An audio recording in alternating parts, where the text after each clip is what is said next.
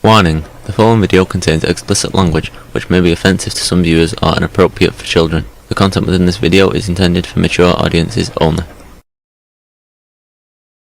Come a little closer. I know you all have questions. I know that everybody's been waiting for the moment for me to come out and talk to you guys. Look, this is the beginning of the ability for me to address and defend myself. We have an indictment. We have the information that the government wants to come after me on, and I'm going to comply. I've been complying throughout this entire process. I have no desire not to comply at this point. They've been gracious in there. Now I'm going to have to go and fight to the nine family members receiving money from foreign destinations into their bank accounts. It's been years of exposing. A lot of you here have reported on them, and yet no investigation is launched into them. I'm going to fight. About you, not anyone else. I'm getting back to that. I'm going to fight my battle. I'm going to deliver.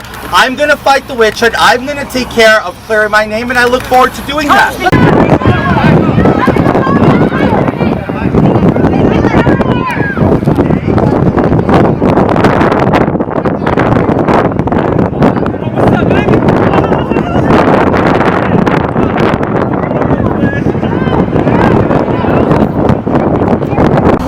That they don't have. It's extensive. I have plenty of evidence that we will now be sharing with the government in this case to make sure that I can defend my innocence. Are you planning on running for re-election? Yes, I am. And why should anybody believe you, man? Well, like I said, I will prove myself innocent, and then we'll move from there. And re-election is a very hard time away from me. Go ahead. I'm sorry for blocking the $750,000. They said that you reported that wrongly. Do you have any comment to that? Well, like I said, I will be giving them delivering all the finances of my company, delivering all my finances to them to dispel their accusation against me. And again, you will not resign. I will not resign. Congressman, did you take campaign donations and use that money to buy expensive suits? No, I did not.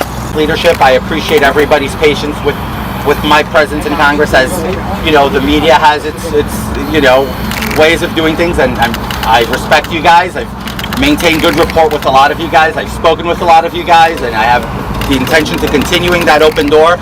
Some of you who are from the Hill know how to find me. Some of you here from the district don't have a hard time finding me. It's about keeping in line of communication. So I appreciate leadership for being patient at this time and for allowing the process to play out. I think this is about innocent until proven guilty. This starts. I have my right to fight to prove my innocence, as the government has a right to fight to try to find me guilty in whatever.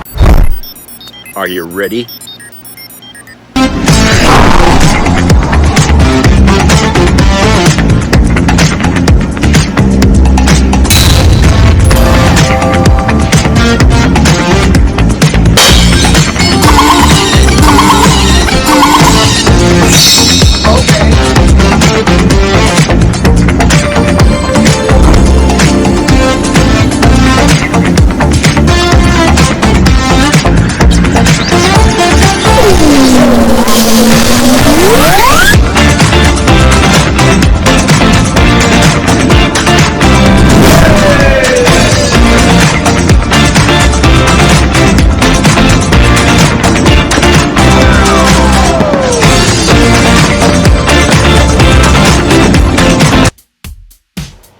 Hey everybody, it's Jeff.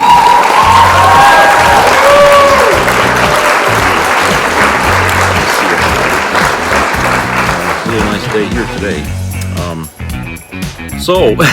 George Santos. Oh boy. That's a guy who spent his whole life telling lies, okay?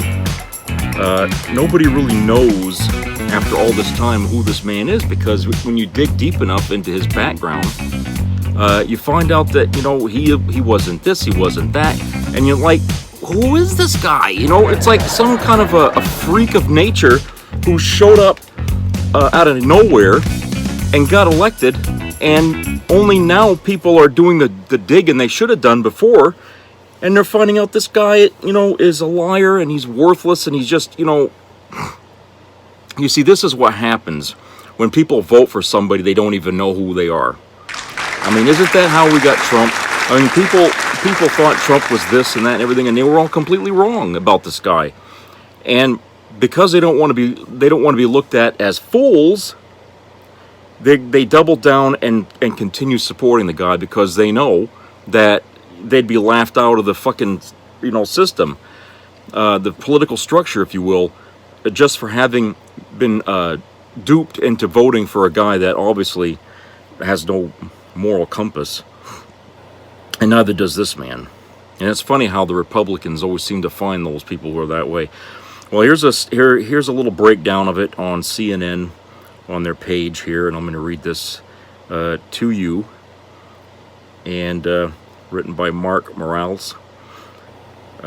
Federal prosecutors have filed criminal charges against New York Representative George Santos, the Republican lawmaker whose astonishing pattern of lies and fabrications stunned even hardened politicos, according to 3 sources familiar with the matter. Santos, who was taken into federal custody Wednesday morning, is expected to appear at federal court in New York's Eastern District. He faces 13 federal charges, 7 counts of wire fraud, 3 counts of money laundering, 1 count of theft of public funds, and 2 counts of making materially false statements to the House of Representatives. The congressman's attorney declined to comment. No shit. Spokespeople for the Brooklyn U.S. Attorney's Office, the Justice Department, and the FBI declined to comment. Santos was en route back to New York Tuesday night, skipping House votes for the evening, according to a source familiar.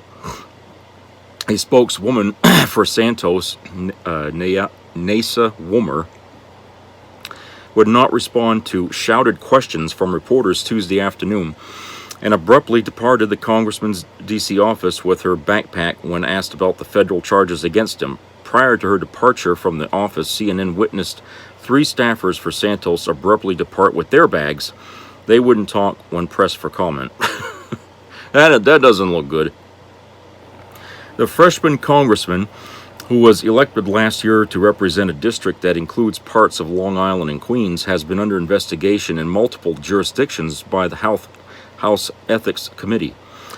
Top Democrats, joined by some New York Republicans, have been calling on Santos to resign over allegations ranging from criminal behavior on the campaign trail to petty personal dishonesty, stretching back more than 10 years.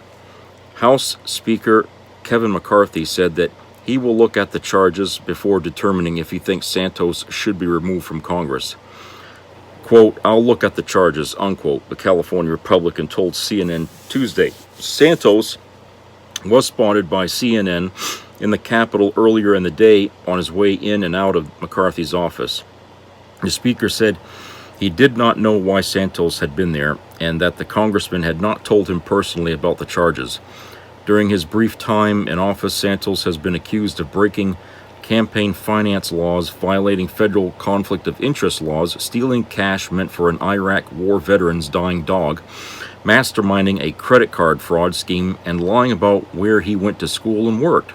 Santos has admitted to making some misleading claims about his education and financial status, but continues to deny the more serious allegations. During his victorious campaign last year, Santos ran according to the Republican midterm playbook, hammering his Democratic opponent over crime and inflation. The message resonated in the New York suburbs, where GOP candidates flipped 4 seats on their way to winning a narrow House majority. But as Santos's past comes under closer scrutiny, with large chunks of his official biography revealed to be conjured from nothing, he increasingly adapted the persona of a right-wing troll. He played up his support for former President Donald Trump and once claimed that Democrats were trying to ban toilet paper. Santos faces some pressure from his party. New York Republicans have sought to distance themselves from Santos, insisting they knew nothing about his shadowy past, and some repeatedly urging him to leave office. Quote, "I reiterate my call for George Santos to step down," unquote, New York Representative Mike Lawler said in a statement. Lawler flipped a Democratic-held seat north of New York City last year and is expected to face a serious challenge in 2024. Republicans from more conservative districts were less explicit. New York Representative Nicole Maliotakis told CNN, quote, "I'm not surprised. I understand this is where it was headed," unquote, but stopped short of asking Santos to resign. Quote, "I would love to see someone new run, because I could tell you that we will not We will hold that seat, and so the sooner Santos leaves, the better. We cannot get someone in there. That is not a liar. The Staten Island Republican said. GOP reps Ryan Zinke of Montana and Blake Moore of Utah pointed to the House Ethics Committee's probe of Santos. Quote, "Let the ethics investigation play out, and if it produces anything, he should be removed," unquote, Moore said. Zink told CNN that, quote, "If there is a charge, and the charge has veracity, the Ethics Committee should look at it," unquote. Quote, "I'm surprised Santos made it as long as he did," unquote, said Zink, who resigned from his position leading the Department of the Interior during the Trump administration amid multiple probes. An Inspector General report later found he misused his position. Arkansas Representative French Hill, who is close to House GOP leadership, said he wanted to see the charges but added, quote, "I do believe that if a member of Congress is charged with a federal crime, they should resign," unquote. Democrats, meanwhile, are attempting to shake off the embarrassment of not exposing Santos sooner ahead of what promises to be an expensive race to win back his and other neighboring seats in 2024. Quote, "Now that Santos has been indicted, it is incumbent on Speaker McCarthy to eliminate the stain of Santos on this hallowed institution by removing him from Congress immediately," unquote.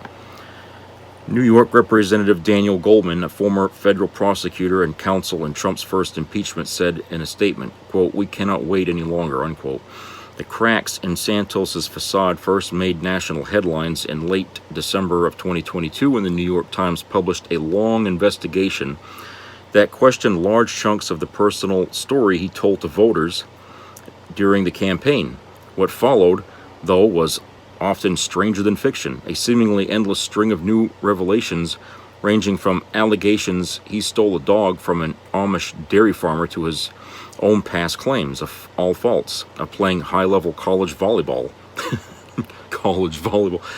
As the stories piled up, former friends and associated of Santos began to come forward and share stories claiming he had ripped them off or misled them about his financial and professional situation.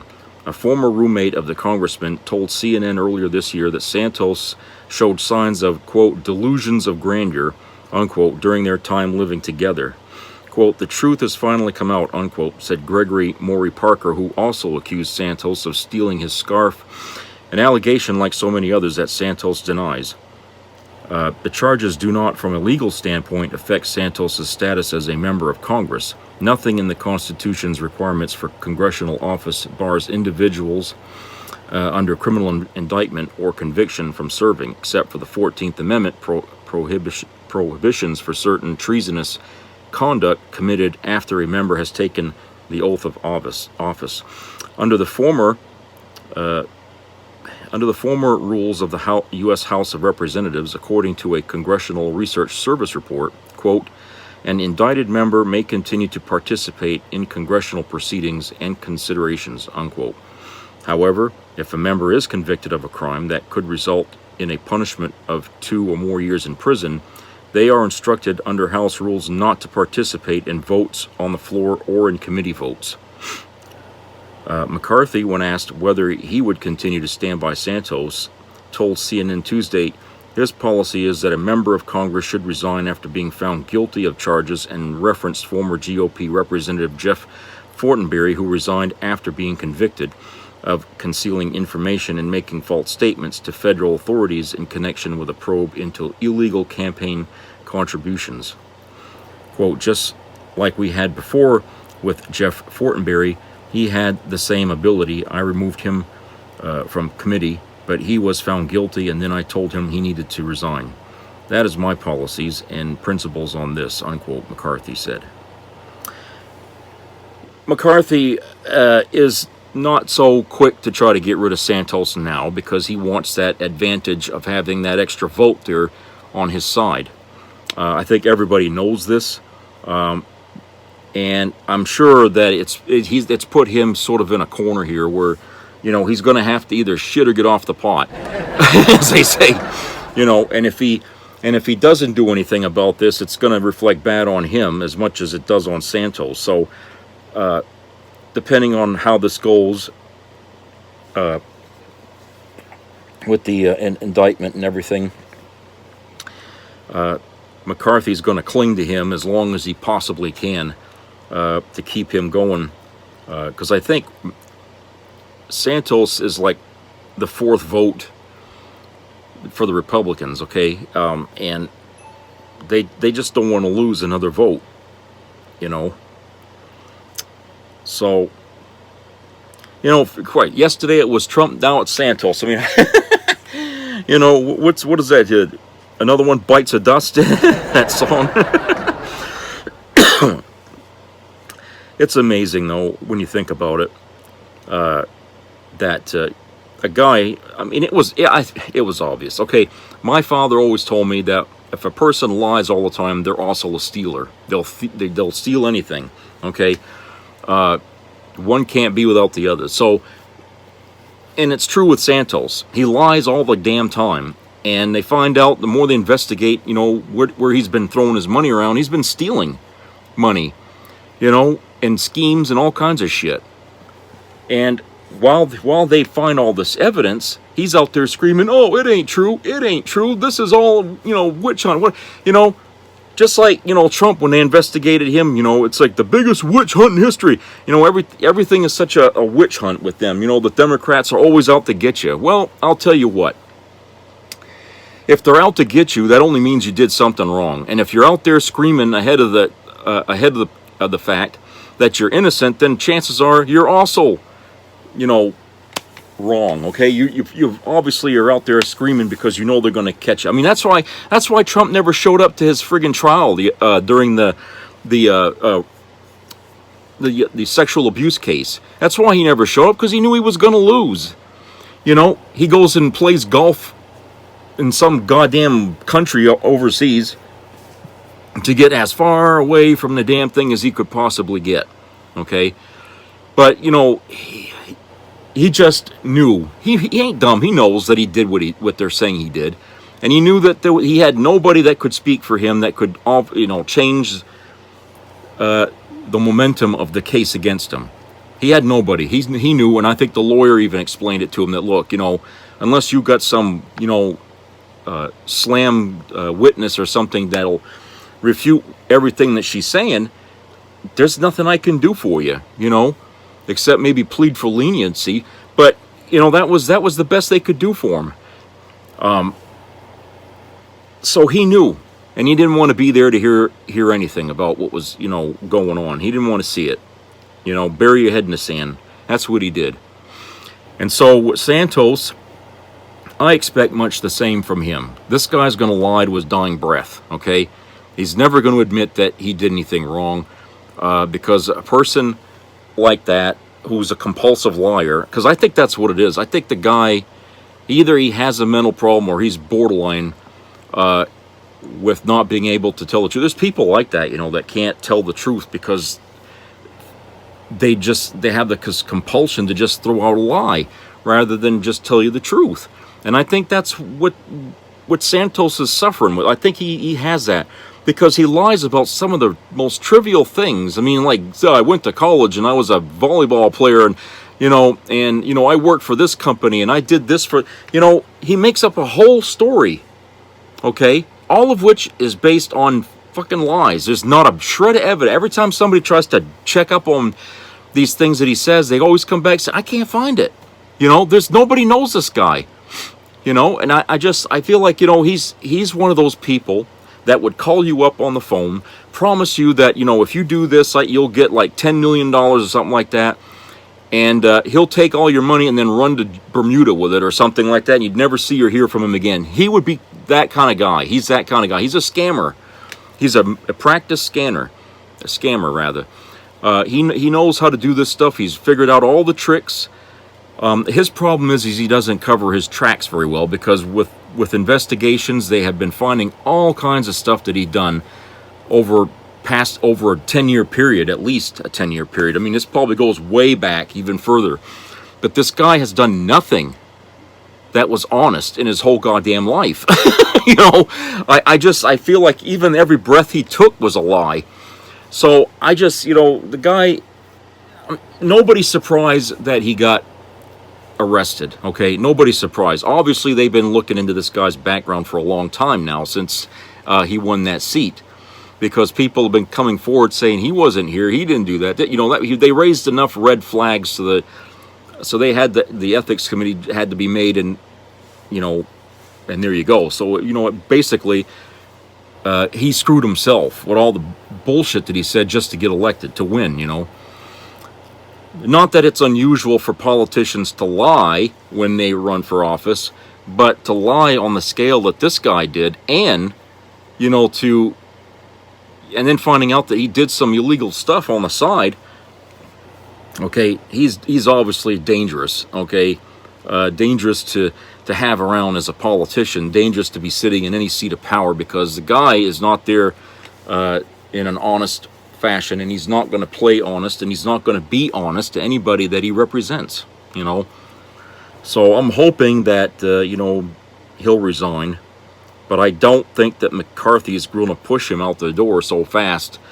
He's going to want to see if they can get somebody to replace him first, a Republican or somebody that's going to kiss up to the Republican Party, just so he can keep that fourth vote, and that's really what's going on. Is they know they're going to have to dump him sooner or later. They just need to have somebody to sit in Santos's seat that's loyal to the GOP. Okay, that's what this is all about. That's why things are moving slow here about this, and especially with McCarthy, sort of hesitant about asking him or forcing him to resign. He just isn't ready to do that yet. Okay, so the other thing here that's still ongoing is of course, the debt ceiling discussion, or fight, I should say. And it's really ridiculous, and there shouldn't be a fight at all. The debt ceiling has always been lifted under every president, even Trump, and it's usually done without much fanfare. But of course, the Republicans are trying to spin this in a way that suggests that it's because of Democrats spending that the debt ceiling shouldn't be raised. And what's misleading about that is that raising the debt ceiling is only done because they have to pay for the past spending bills that they created under the other president, before that.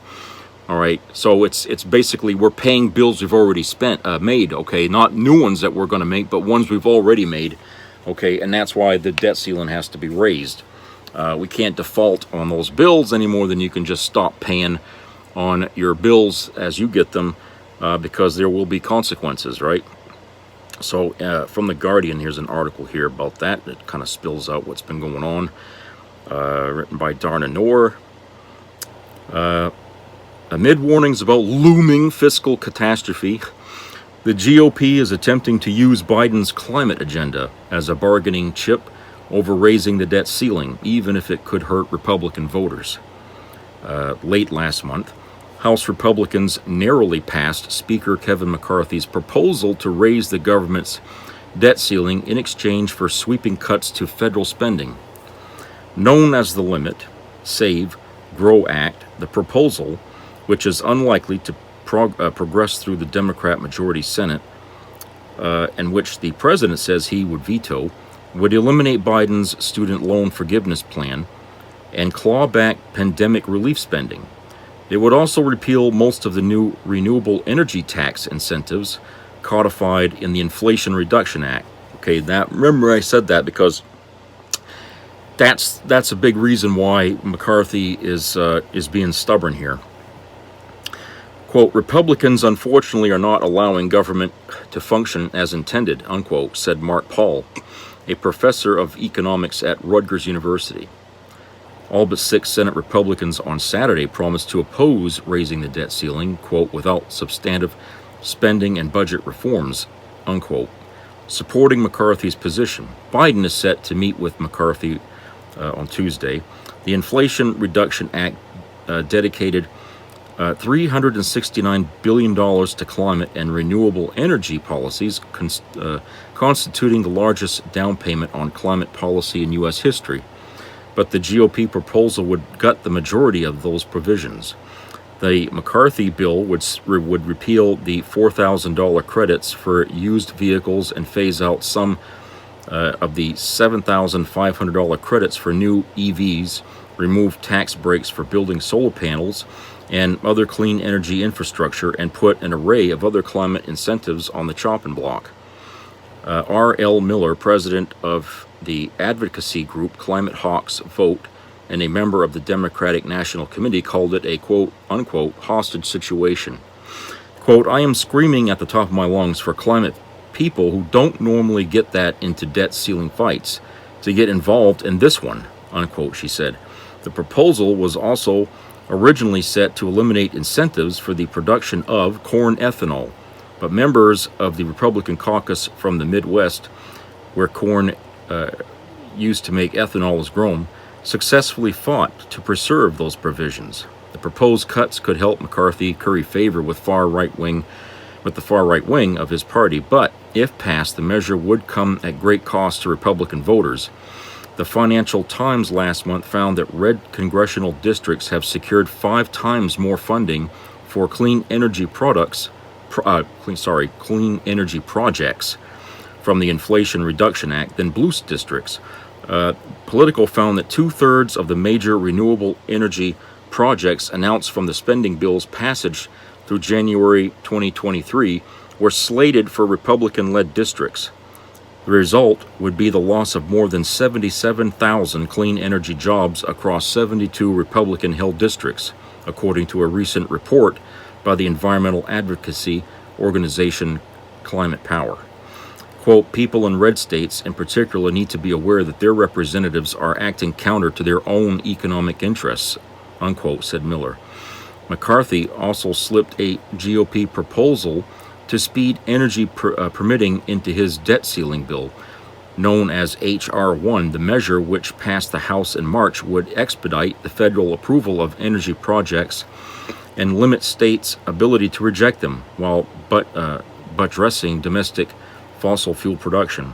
Among the quote-unquote most egregious provisions, a plan to repeal a fee that the Inflation Reduction Act imposed on emissions of methane, a greenhouse gas that is 80 times more planet warming than carbon dioxide in the short term, from oil and gas operations, said Michelle Dietrich, head of the Democratic National Committee's Council on the Environment and Climate Crisis. Quote, "That's the low-hanging fruit of the climate crisis, the thing that we need to do now without delay," unquote, she said. Quote, "And it is also something that we know how to reduce quickly," unquote. If Congress can't reach an agreement on the debt ceiling and the U.S. defaults on its debts, Paul said the effects would be cataclysmic. Quote, "We're talking about catastrophic global financial systems that will make 2008 look like a bump in the road in comparison," unquote, he said. Quote, "This would be economic apocalypse," unquote. In that scenario, he said the U.S. could bring climate spending to a halt. But there's no reason for Biden to entertain that possibility, he said, because he has the ability to unilaterally end the debate by instructing the U.S. Treasury to mint a single trillion-dollar coin or issue premium bonds. U.S. officials warn that the climate crisis poses an existential risk to the U.S. financial system, one that will require massive spending to avert. Studies show that delayed climate action will only increase costs in the future. Quote, "We have Republicans essentially saying, well, in order to put the U.S. economy on better ground, we need to cut climate spending," unquote, said Paul. Quote, "Which is just talking about shooting yourself in the foot," unquote. So, what this is, when I told you before, pay attention, what you have is big oil. Obviously, big oil is putting pressure on McCarthy to stand his ground against Biden, okay?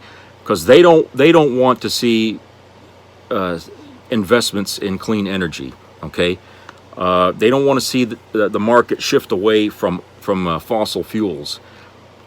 And my thing is like, look, these companies, they're more capable than most to be able to shift their production from fossil fuels to clean energy. They got the money to do it.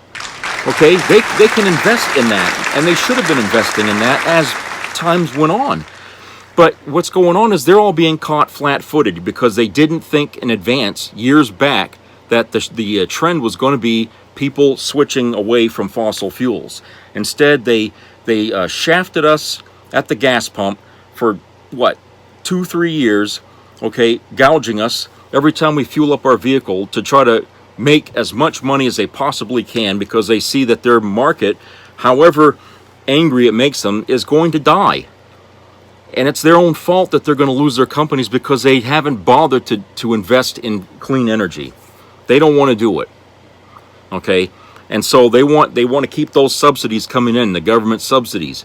And so there's a lot of anger and pressure being thrown around in D.C. right now that they don't want Biden to do a goddamn thing. They don't want his ideas to pass. Okay? But McCarthy, he wants to cut 22% of the spending that this country puts out in not defense or anything like that, but across the board and everything else. That means they're going to hit Social Security, they're going to hit Medicare, they're going to hit all these things that people depend on. The veterans, everybody's going to feel the pinch if McCarthy, if McCarthy gets his way. All right? And so we can't.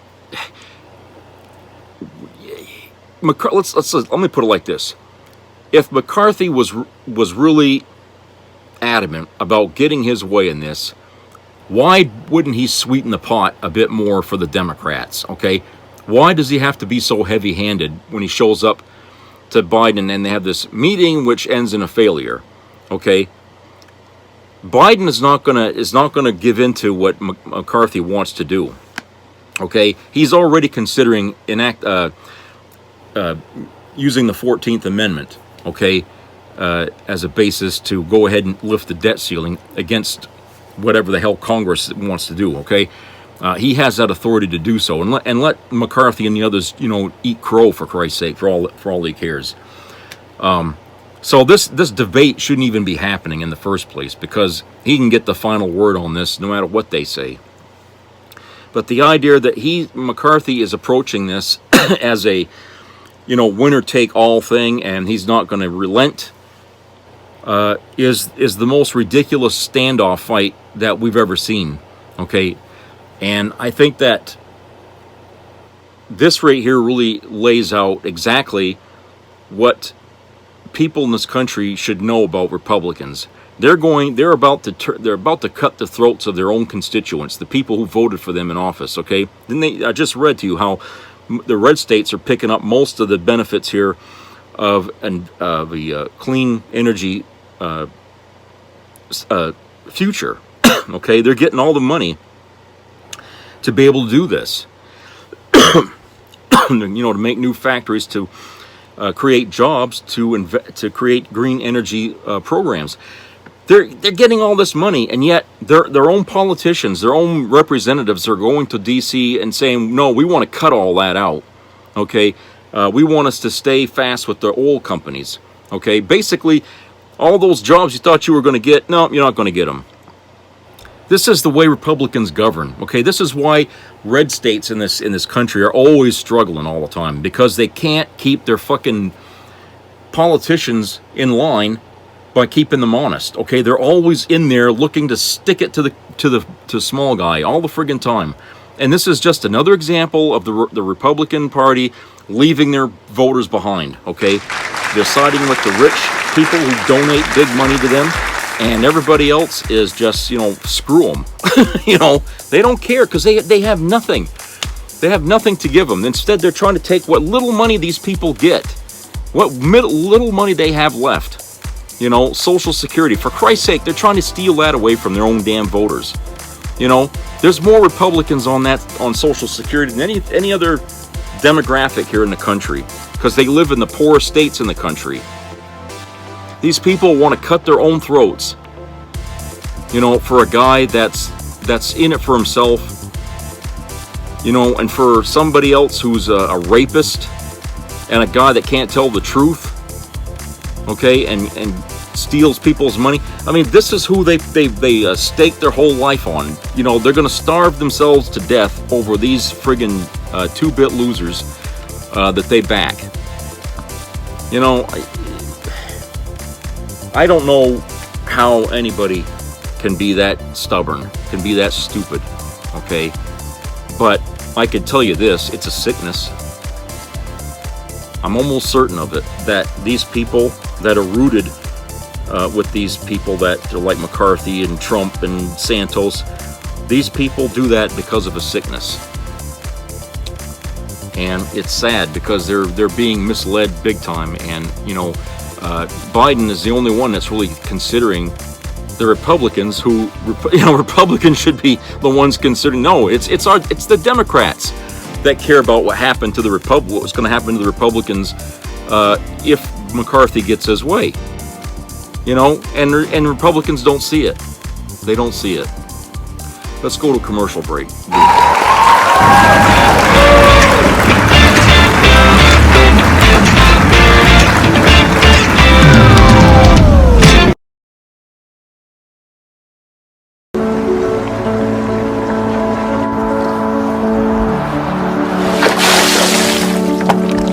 This is me. This is me.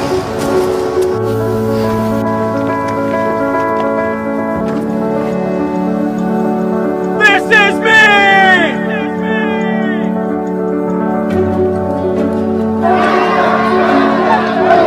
This is me. I'm Alex Curtis. I'm a lobsterman in Maine, and this is me. I'm Ruth McLaughlin, and this is me. I'm Eric Hopkins. I'm an artist, and this is me. This is me. Me. This is me. This is me. This is me. At the end of the journey, the main thing is you, original.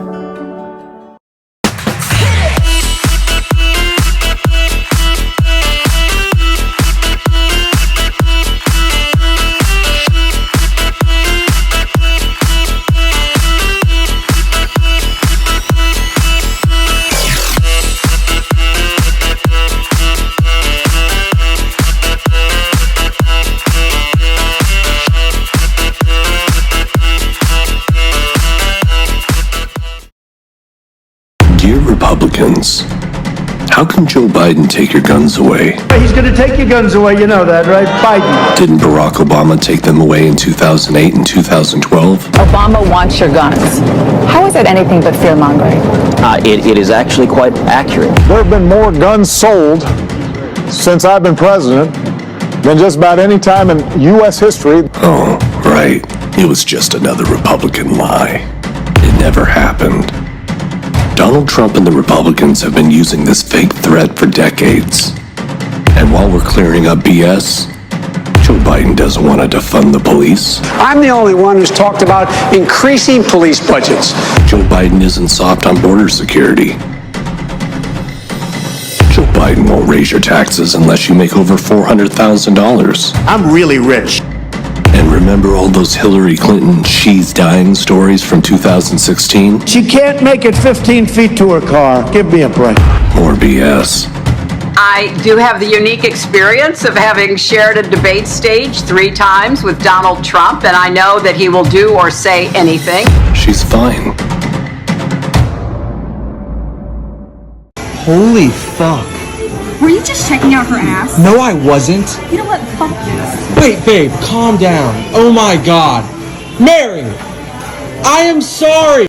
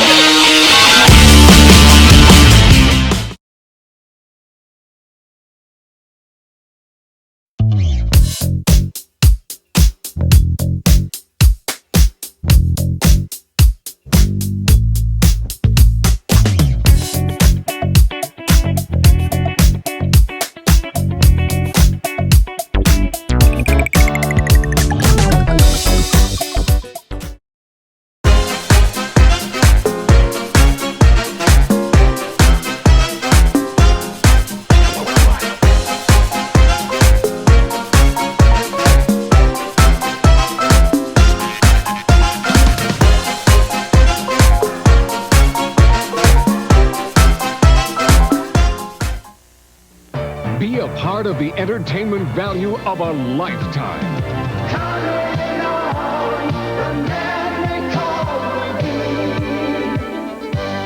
I loved it. It was the best performance I've seen in a lifetime. I loved the show. I liked it very much. He's a very entertaining man. It's well worth the money. Now appearing in Charlottetown, coming to Halifax November 6th to the 18th, and St. John November 20th through the 26th.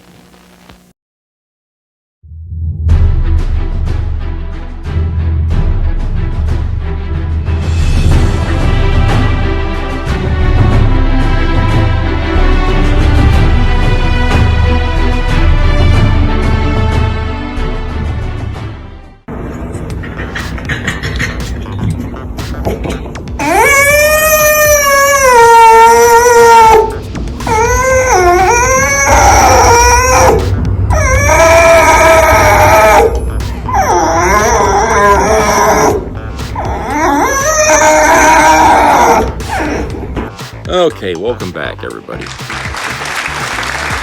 Okay, as I've been sitting here in the last segment talking about the debt ceiling, this just happened here while I was doing this story. The Republicans have passed McCarthy's debt ceiling bill, and it's more of a tactical victory than anything else because Biden will veto it.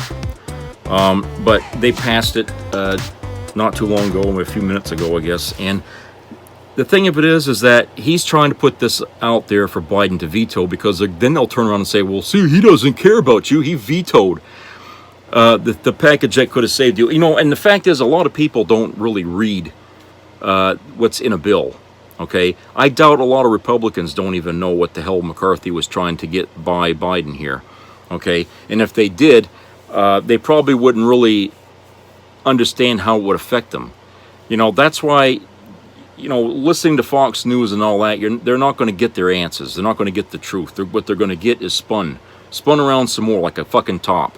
So they're not going to know. They're not going to understand, you know, what McCarthy's really up to here. But anyway, you know, it said that the Republicans nearly passed sweeping legislation that would raise the government's legal debt ceiling by $1.5 trillion in exchange for steep spending restrictions, a tactical victory for the House Speaker as he challenges Joe Biden to negotiate and prevent a catastrophic federal default this summer.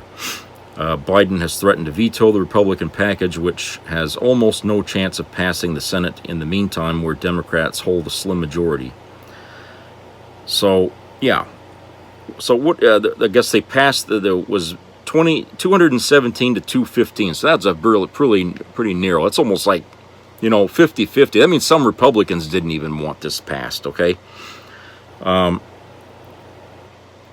a good sign. And certainly is a good sign that it's not going to get through the Senate, okay? And the fact that he's sitting here telling people that, oh, the president can no longer ignore the issue of federal spending limits is so arrogant, okay? Biden has not ignored a goddamn thing. How many fucking meetings has he had with McCarthy and the Republicans over this fucking issue here in the last couple of weeks? Quite a few. Quite a goddamn few. And he ain't the only one that's been working on it, you know, but, you know, the Republicans don't want anyone to know the truth. It's like, you can't get the fucking facts out of these people if you beg them. You know, we talk about George Santos being a liar, but they're all liars, every damn one of them. Santos is just more of a liar than most, but all these Republicans are out there to lead you down a different path. Okay, that's what they do. That's how they get people to side with them. Because the first one that comes out and says the lie is the first person the people will take as telling the truth. The second person that comes out and tells the truth is automatically the person who's telling the lie. Because, oh, I heard it from this person first. Okay, you see what I'm saying? Whoever, you know what I'm saying, they always take the first explanation as the truth, and the person with the second explanation is a liar. Now, if the person that had the second came out first, then that would, you know, so that's what I'm saying. It's really dumb, but that's the truth. It's how people think. Because you know, they, especially from Fox, because they're always going to throw out the explanation from the right wing before the Democrats even get their say. You know that, and I know that. So anytime Democrats say anything and it gets aired on some of these news outlets, it's already slammed as being a falsity, and it's a mislead right off the bat, okay? And because Democrats like to explain the reasons why they don't stand for something, and a lot of times it requires people to think,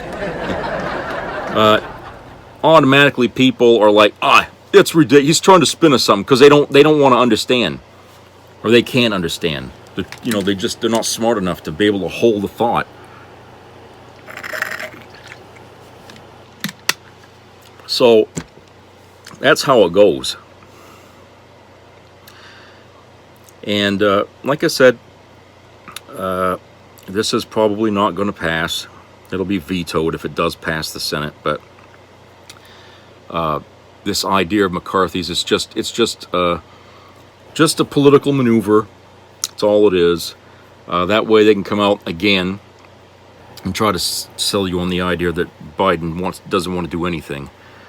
He's going to crash the economy. Even though the Democrats have been explaining to people every day here since this fight started, what will happen if the economy defaults, if we default on our bills. Because, you know, we're a global economy these days, and it never was like that before, but because we are now, our money, our economic system is interlinked with all the world's economic systems because of trade, right? So if our money is devalued and we don't pay our bills, the ripple effect goes out across the world. It affects everybody. Okay, that's why I say I don't see how other countries aren't putting pressure on Biden to stand against defaulting the debt ceiling. This is going to be as much hurtful for them in many cases as us. They don't want to do that because the value of the dollar, which a lot of the world bases their trade on as far as money goes, the value of the dollar will drop significantly to the point where people will just drop the United States dollar altogether and go to another basis for their economic system. Okay, and that would lower our rating in the world on our credit. You know, which happened in America. I think it was under Obama. It happened, but then they managed to get it back. It was a ploy by the Republicans, I guess, to try to generate, you know, hatred towards the Democrats for having our country go like that. You know, lose a star rating. You know, but they're not hesitant about doing that again, as you can see. They're happy. They're trying to do this by saving the necks of the oil industry, which by anyone's understanding is going to die no matter what they do. Okay, big oil is days are numbered. Okay, the world is going to renewable energy now. Cars are being made that way now. Factories are being built to make those cars. Okay, so anyone with any brains should want to get in on the ride, okay, because that is where the money's going to be, and that's what Biden had planned in his Inflation Reduction Act. That's what he had put in there to encourage, you know, these companies to invest in that, because that's where we're headed. That's where the country's headed. But boy, I'll tell you, big oil. If you didn't think they were stubborn before, you got to understand they are now. Okay, they are so fucking worried about their bottom line, okay? And, you know, they're going to take it out on us, on the consumer. For whatever amount of money they're losing, okay, in stock profits, they're going to force it on us to make up more in gas per gallon, okay? And it'll have any damn thing to do about a shortage of oil. What it will be based on is a shortage of revenue for the oil companies. I mean, hell, even Saudi Arabia, the OPEC, is investing in green energy because they know that's where it's going to be. Okay, that's where it's at. That's where the future lies. Even they know that. But in America, they're stubborn fucking Americans. You know, they're not going to give in. And you know what's going to happen when everybody's driving, you know, electric cars or what have you, and they still have their companies, their old companies. You know, what are they going to be doing? Standing on the roadside selling oil, gas by the can? You know, here, buy free gas. You know, fucking these people, they're not realistic. A good businessman would know the trend that's coming down the road. They would be thinking ahead. But if you guys remember, a few years back when all these stores were closing up all around us, okay, what was the main reason why a lot of these stores folded? Okay, it wasn't because of the economy or anything like that. It was because a lot of these places were managing badly their companies. Okay, a lot of them were not thinking ahead about the fact that we have internet. Okay, the people were buying a lot of this stuff online. They didn't factor that into their future of their business, which is why a lot of them ended up losing more money. They didn't want to keep the stores open any longer because it was a loss to have a store. Okay, people aren't shopping in the stores as much as they used to because they can get a lot of stuff at a better price online. Okay, and so by ignoring that trend for years and years, it finally came to a head. So a lot of these stores ended up closing because of bad management. Okay, and that's the reason why, you know, I think that big oil is going to fold just like that is because of bad management. All the stockholders they got, if they don't see this coming and they don't sell off what they got and just take the money, they're going to lose big. Okay, and you know, in the years to come, they're going to lose big because oil is just not going to be a commodity people are going to be reaching for, like they used to. We'll put it that way. And big oil is just going to have to evolve or devolve, as it were, in order to adjust to what the future will bring. And like I said, if these companies like Exxon and whatever, if they don't start putting investments aside for clean energy, they're going to be left holding the bag while the rest of the world moves on, and they'll just be a footnote in history. You know, they should be smarter than that.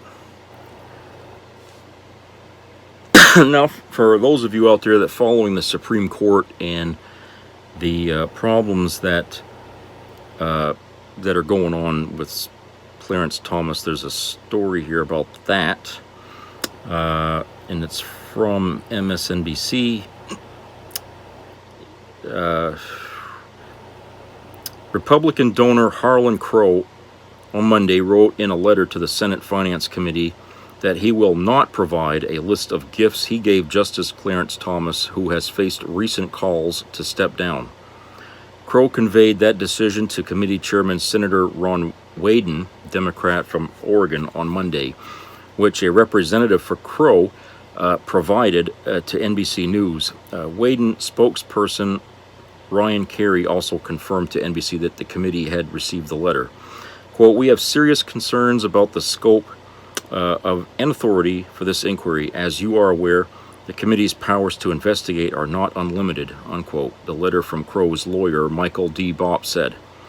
The Senate Finance Committee, Bopp argued, lacks a legislative purpose in its request for the list of gifts, saying that the, quote, "Supreme Court has explicitly stated that Congress has no authority to engage in law enforcement investigations or to conduct investigations aimed at exposing citizens' private affairs for the sake of exposure," unquote.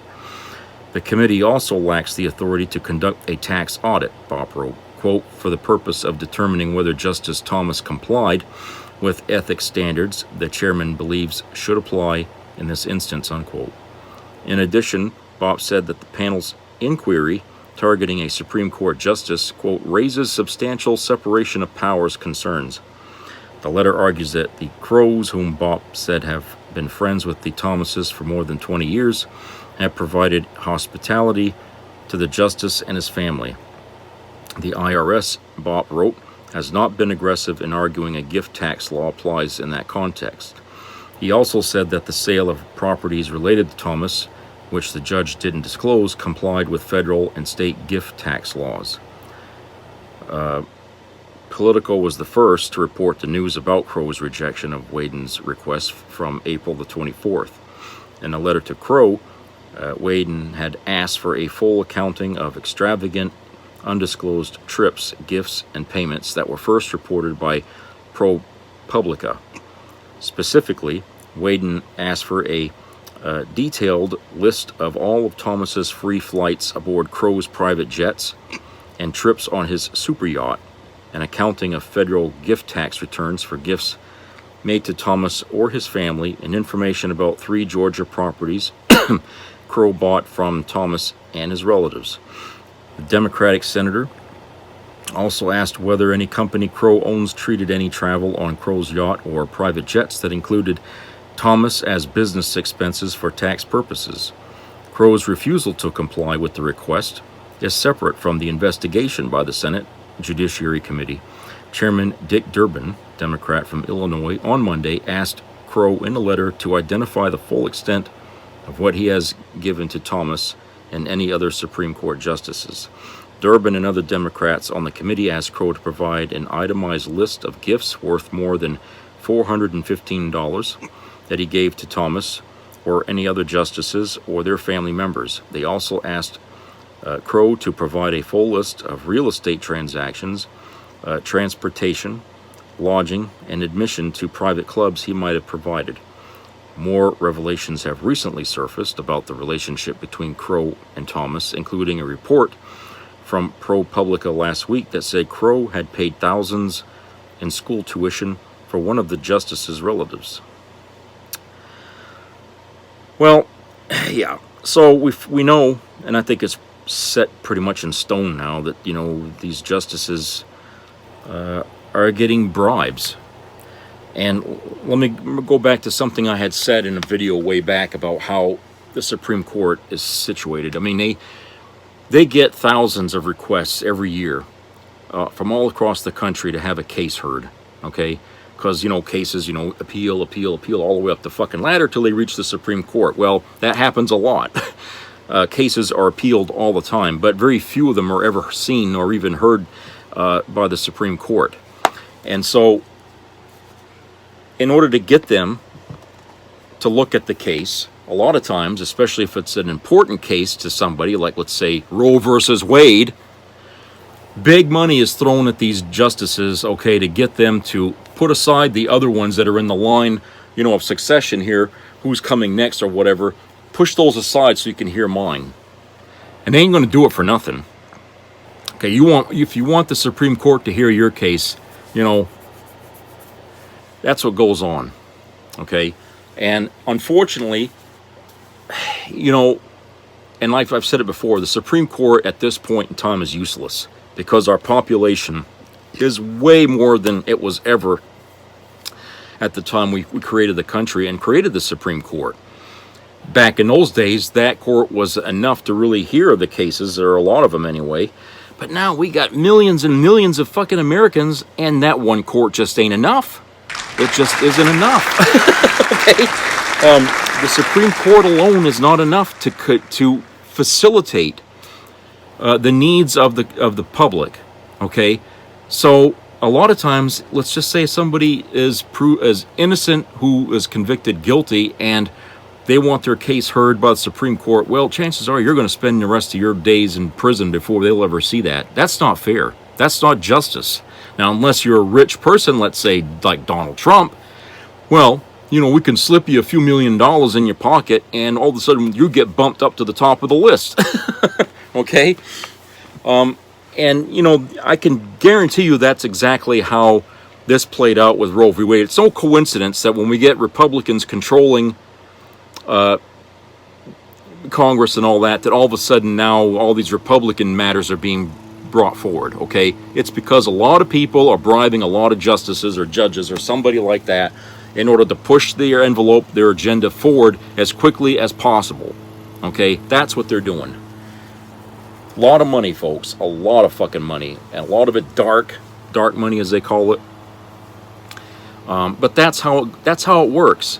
And because these justices don't have an ethics rules that they have to follow like every other judge that's in the lesser courts, they feel like they're untouchable. Like no matter what the bribes, they can accept them because there's no law that says they can't have it, right?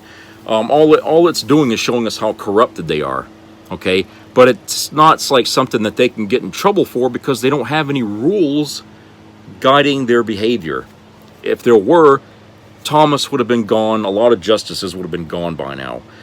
And I have to wonder, as we investigate Thomas and, and these other Republican justices that are in there in the Supreme Court, we do have Democrat justices in there. And I'm wondering, are we really looking at all of them or just some of them?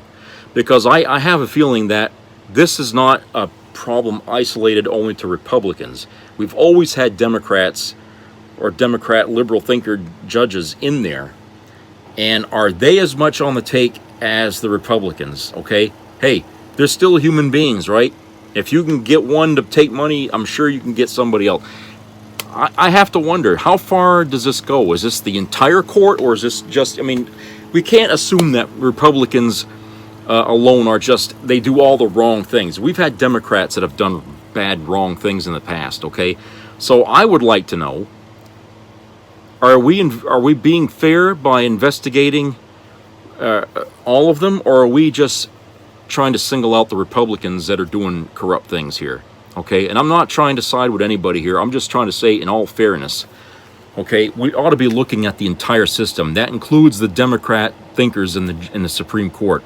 Are they as much on the take as the Republicans? Because to me, it doesn't make any sense. Why would one side be doing it and the other not? Okay, they're all doing the same fucking job, and whenever they're needed to do, they all sit on the same bench together. Okay, and look, if they know that Clarence is getting bribes, why don't they report it? If it means so goddamn much, honesty. If why don't the Democrats say, "Hey, look, yeah, I saw that son of a bitch getting money." Why are they not? Why are they so quiet? In all of this. So, like I said, there has to be, at least one or two of the Democrats must be doing the same damn thing, but they're just not talking, and because the spotlight is on Thomas and everybody else, they're just kind of hiding in the corner somewhere, so that way they're not seen or heard, okay? So, like I said, I just want to know if this is, if this problem goes through all of them. Because to me, it seems like all we're hearing about are the same 2 or 3 justices getting bribes, but we're not really looking at all the other ones too. Because I think what would happen is if the public got wind that they were all doing it, then that would just bolster the opinion of the public that the Supreme Court is it's no good. It doesn't function the way it's supposed to. It's corrupted to the core, okay? And we have to do something about it, which means they'd probably have to remove all the justices, if that was even possible, and replace them. Or, I don't know about, they said we should add seats to it. Well, for what? Yeah, because we have a bigger population, yeah. But if we already got a problem of corruption in the Supreme Court, why put more judges in there so they can be corrupted?